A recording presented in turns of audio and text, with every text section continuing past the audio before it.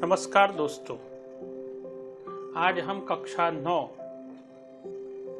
गद्य 3 क्या निराश हुआ जाए उसके बारे में पढ़ेंगे। विस्तार से मैं आपको सारी बातें नहीं समझाऊंगा, लेकिन कुछ कुछ मुख्य बातें इस गद्य में जो आवश्यक है वो मैं आपके सामने पेश करने जा रहा हूं। प्रस्तुत गद्य क्या निराश हुआ जाए यह एक चिंतनात्मक निबंध है। प्रस्तुत गद्य के लेखक हजारी प्रसाद द्विवेदी, जिनका जन्म सन 1907 ईस्वी सन में और उसका निधन सन 1979 में हुआ था। उत्तर प्रदेश के बलिया जिले के दुबे का छपरा नामक एक गांव है, वहां उनका जन्म हुआ था। उसकी पारिवारिक परंपरा के अनुसार शुरुआत में उन्होंने संस्कृत का अध्ययन शुरू किया और बाद में हिंदू काशी विश्वविद्यालय से ज्योतिषाचार्य की परीक्षा उत्तीर्ण की। गुरुदेव रविन्द्रनाथ टैगोर के आश्रम में 1940 से 1950 ईस्वी तक हिंदी भवन के वे निर्देशक रहे। तत्पश्चात हिंदू विश्वविद्यालय वाराणसी एवं पंजाब विश्वविद्यालय चंडीगढ़ में हिंदी विभाग के प्रोफेसर के रूप में उन्होंने कार्य किया और भारत सरकार के द्वारा उनको पद्म भूषण की उपाधि भी दी गई है।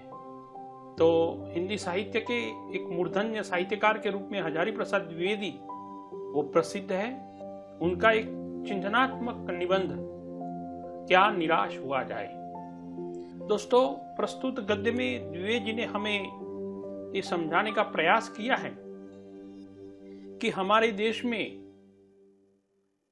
हमें अपनी बाहरी दृष्टि से ऐसा दिखाई दे रहा है कि आज सारे मानवीय मूल्य का ह्रास हो रहा है, लेकिन यह वास्तविक नहीं है।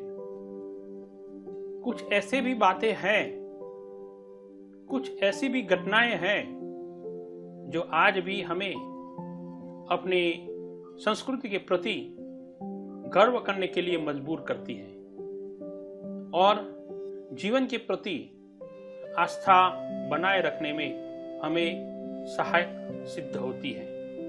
तो इन सारी बातों को लेखक ने प्रस्तुत निबंध में हमारे सामने पेश किया है। तो हम गद्य में जो कुछ भी बातें बताई गई है उसके बारे में विस्तार से पढ़ें। लेखक कहता है कि मेरा मन कभी कभी बैठ जाता है। समाचार पत्रों में हर रोज हम जब समाचार पत्र निकालते हैं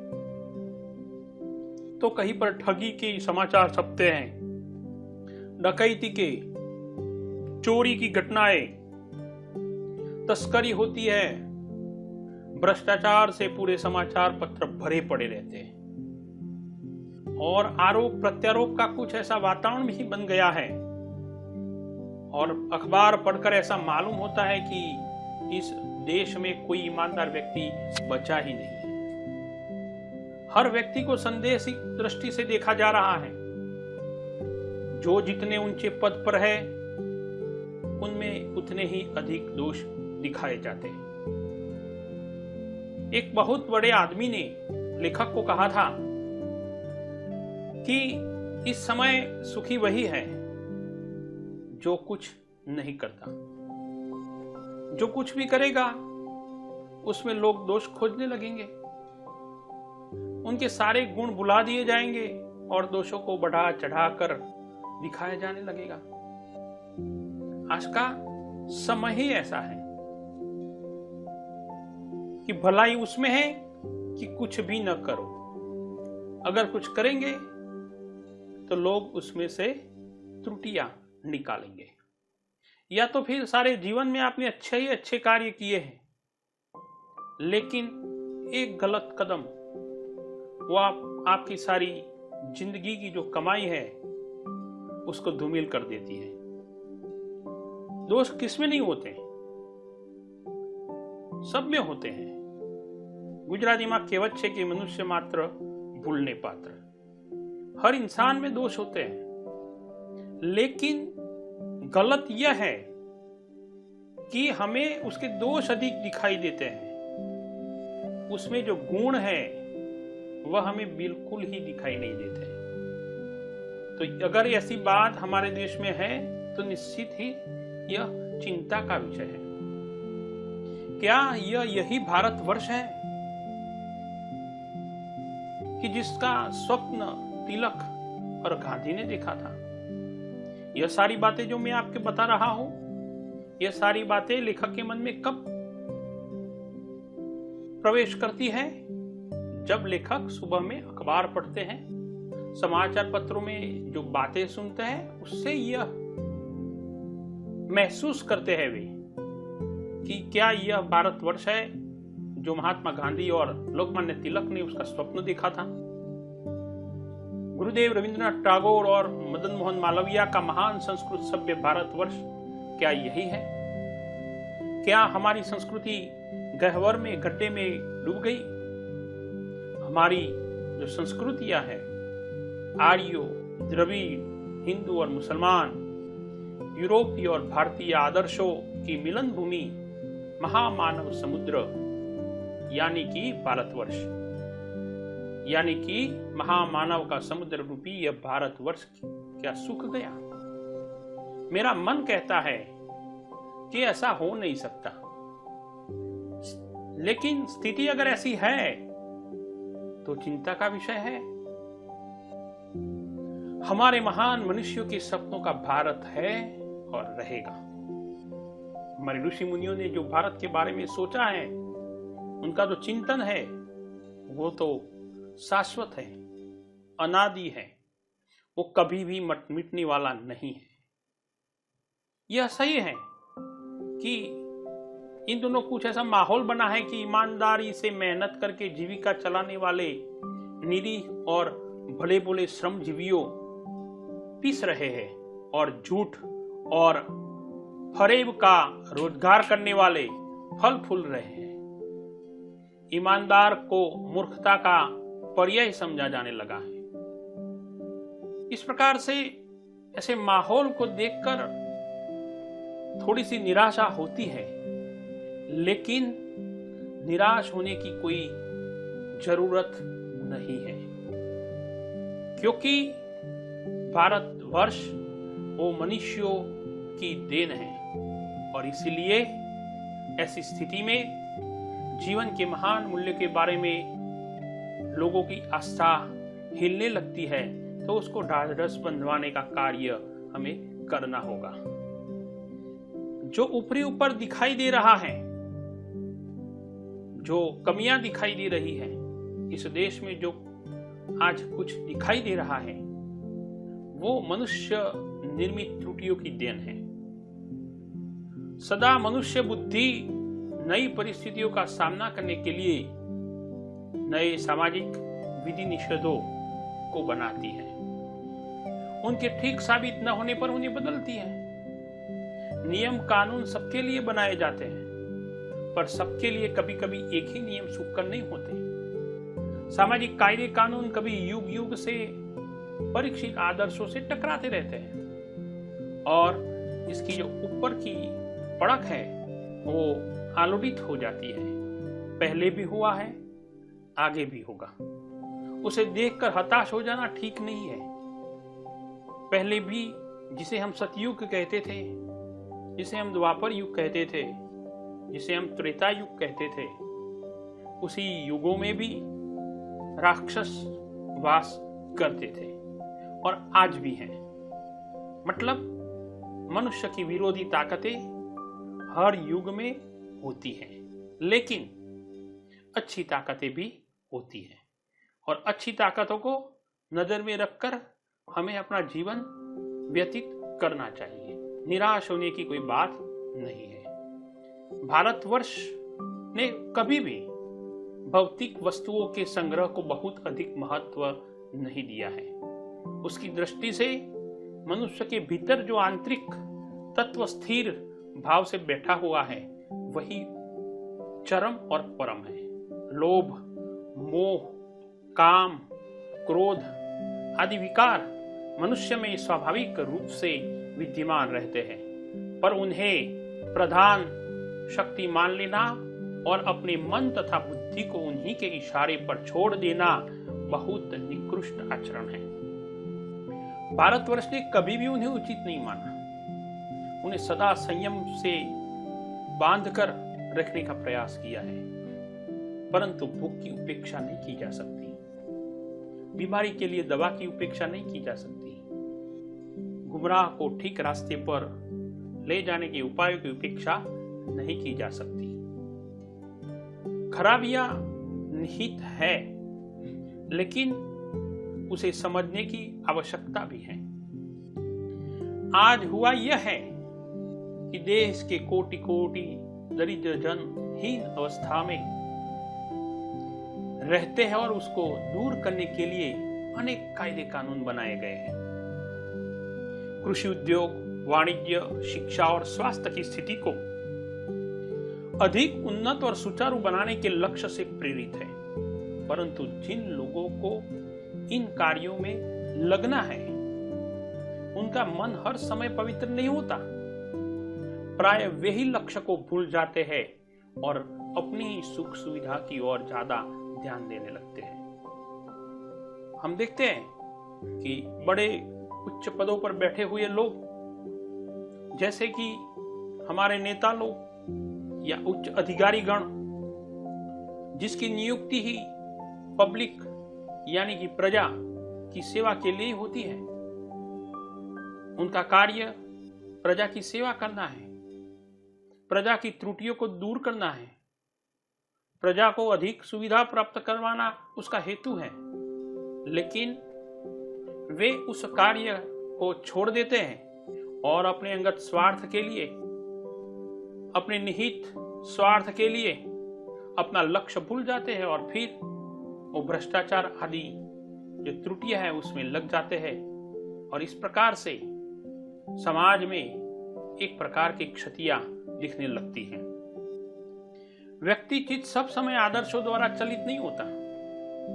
जितने बड़े पैमाने पर इन क्षेत्रों में मनुष्य की उन्नति के विधान बनाए गए हैं, उतनी ही मात्रा में लोभ, मोह जैसे विकार भी विस्तृत होते गए हैं। लक्ष्य की बात भूली गई, आदर्शों को मजाक का विषय बनाया गया है और संयम को दकियानुसी मान लिया गया है। परिणाम जो होना था वह हो रहा है। यह कुछ थोड़े से लोगों के बढ़ते हुए लोभ का नतीजा है, परंतु इससे भारतवर्ष के पुराने आदर्श और भी अधिक स्पष्ट रूप से महान और उपयोगी दिखाई देने लगे हैं।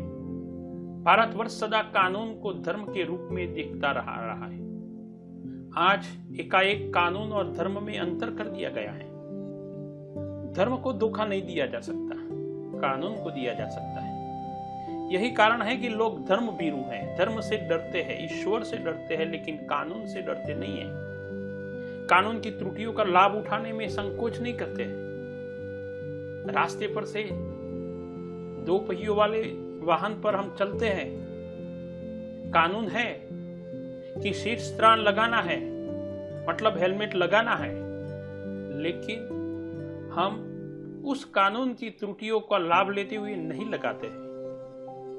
लेकिन धर्म में जो कहा गया है वो तो हम करते हैं, मतलब ईश्वर से डरते हैं, धर्म से डरते हैं, लेकिन कानून को धर्म से अलग रखते हैं। लेकिन सच बात यह नहीं है, सच बात यह है कि कानून भी धर्म है और इसलिए जिस प्रकार से हम ईश्वर के प्रति अपनी आस्था दृढ़ रखते हैं, उसी प्रकार कानून के प्रति भी दृढ़ आस्था रखनी चाहिए, तब जाकर देश का विकास होगा।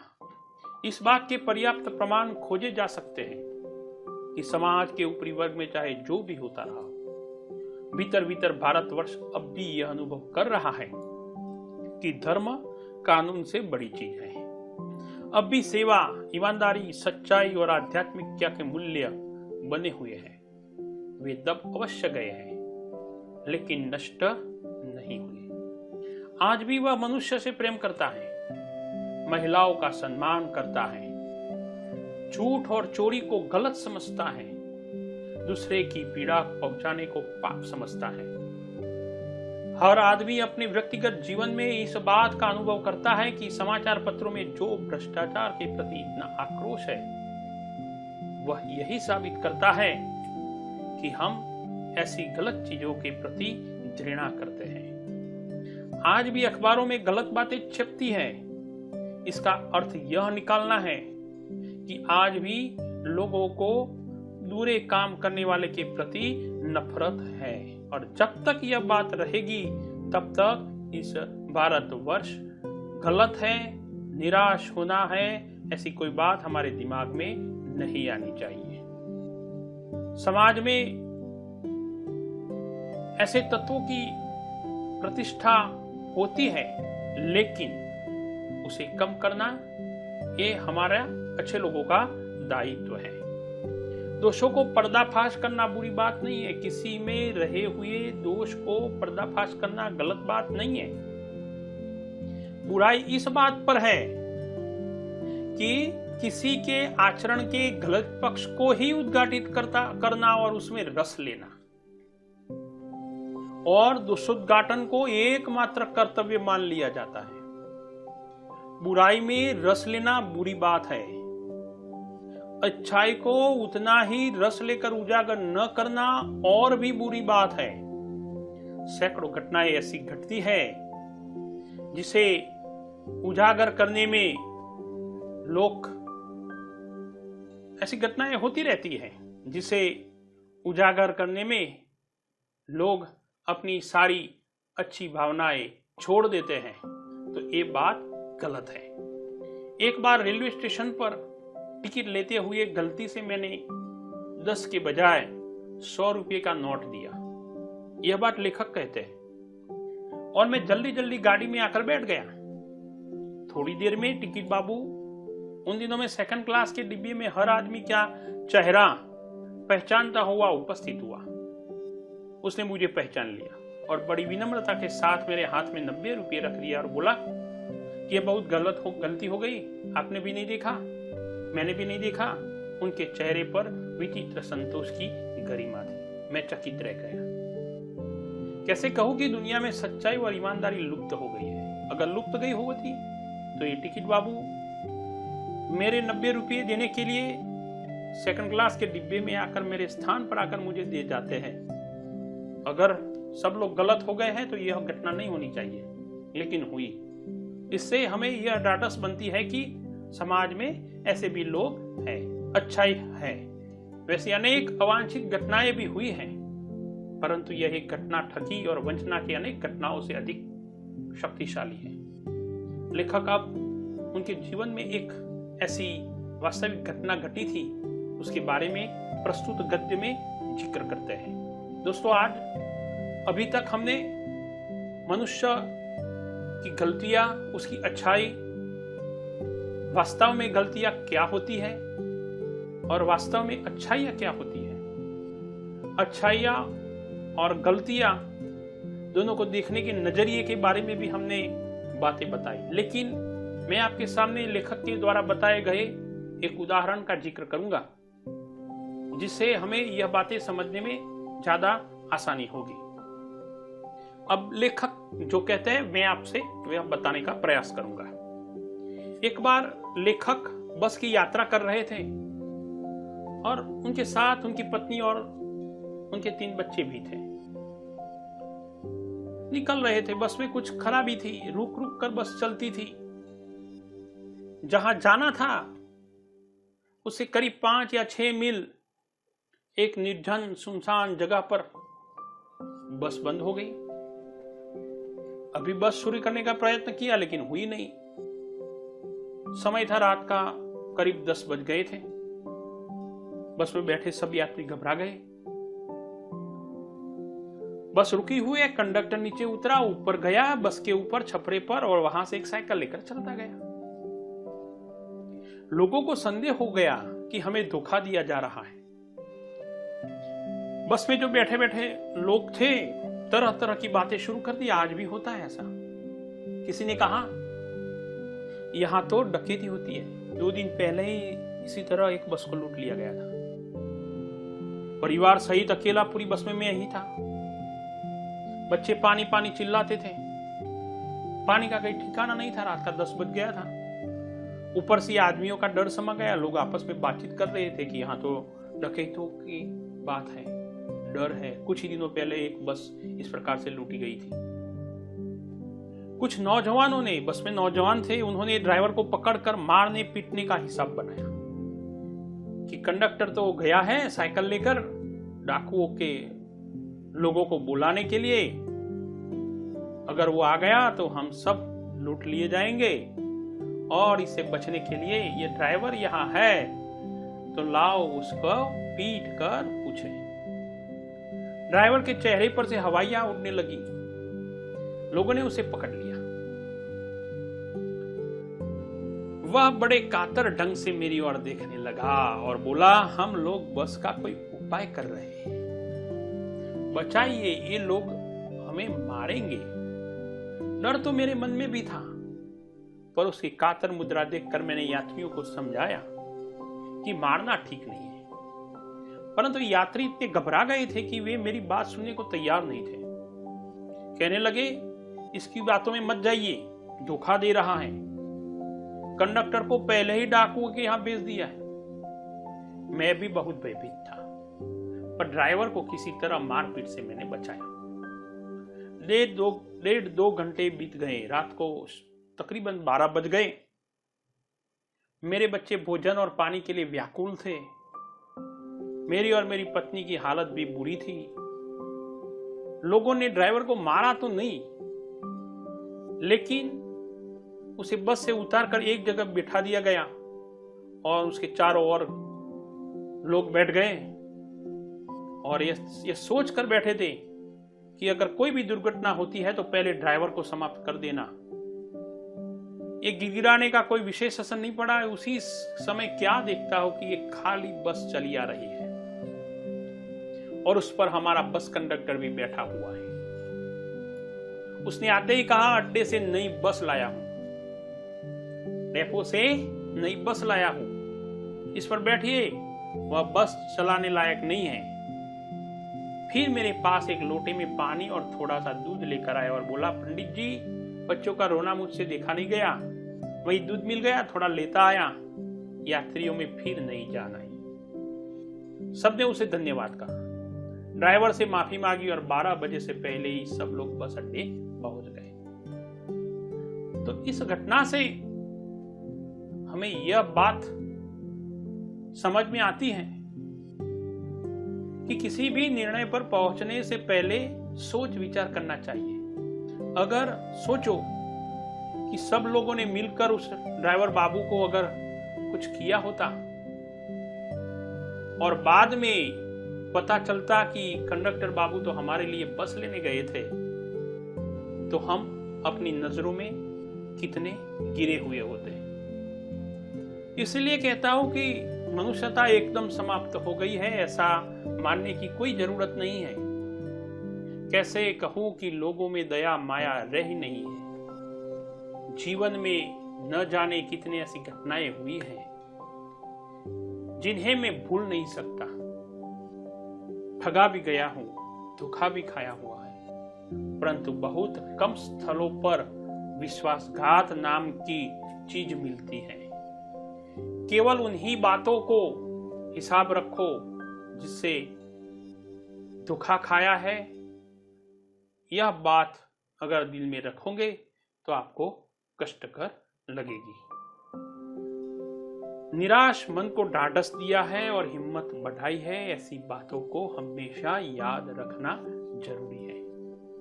कविवर रविंद्रनाथ ठाकुर ने अपने एक प्रार्थना गीत में भगवान से प्रार्थना की थी कि संसार में केवल नुकसान ही उठाना पड़े, धोखा ही खाना पड़े, तो ऐसे अवसरों पर भी हे प्रभु मुझे ऐसी शक्ति दो कि मैं तुम्हारे ऊपर संदेह न करूं। मनुष्य की बनाई विधियां गलत नतीजे तक पहुंच रही है तो इन्हें बदलना होगा। वस्तुतः आए दिन उन्हें बदला ही जा रहा है, लेकिन अब भी आशा की ज्योति ही नहीं है। महान भारतवर्ष को पाने की संभावना बनी हुई है, बनी रही है। मेरे मन, निराश होने की कोई जरूरत नहीं है। यह देश आज भी उस प्राचीन परंपरा को निभाते हुए अपने वर्तमान और भविष्य के प्रति गतिमान हो रहा है। आइए हम सब मिलकर इस देश की हमारे मनों में छिपी हुई बुराइयों को दूर करें और अच्छाइयों को उद्घाटित करें और सारे देश को आगे ले जाएं और संसार में भारत वर्ष का जयगान हो, ऐसा कार्य करके दिखाएं। दोस्तों, प्रस्तुत गद्य के लेखक का परिचय, शब्दार्थ और टिप्पणी, गद्य के पीछे दिए हुए मुहावरे और स्वाध्याय कार्य आपको स्वाध्याय की कॉपी में लिखना है। सभी प्रश्नों का उत्तर आपको लिखना है। यह बात मन में बैठा के रखिए। जब भी स्कूल शुरू होगी तो आपकी ये किताबें लिखी जाएगी, आपकी कॉपियाँ लिखी जाएगी और इस हिसाब से आपको इंटरनल मार्क भी दिए जाएंगे। नमस्कार।